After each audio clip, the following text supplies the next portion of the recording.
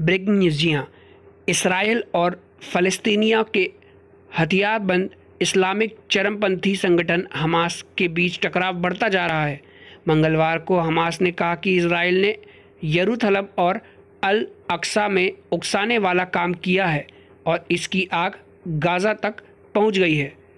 समाचार एजेंसी से पता चला है कि हमास ने कहा कि टकराव बढ़ाने का जो भी अंजाम होगा उसकी जिम्मेदारी इजराइल की होगी।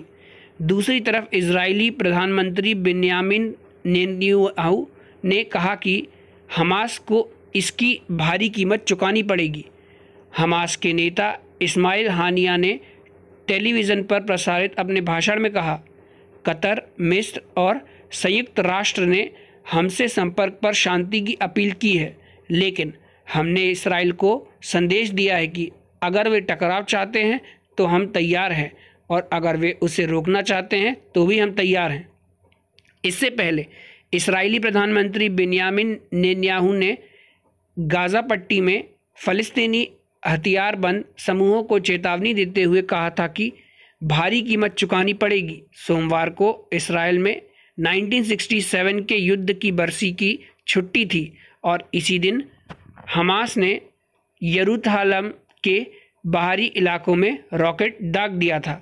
जी हाँ, 1967 के युद्ध में इसराइल ने पूर्वी यरूशलेम को अपने नियंत्रण में लिया था।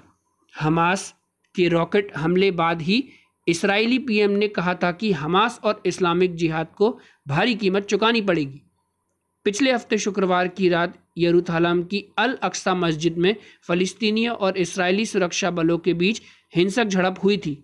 इसके बाद शनिवार और रविवार रात भी अल अक्सा मस्जिद में हिंसक झड़पें जारी रही।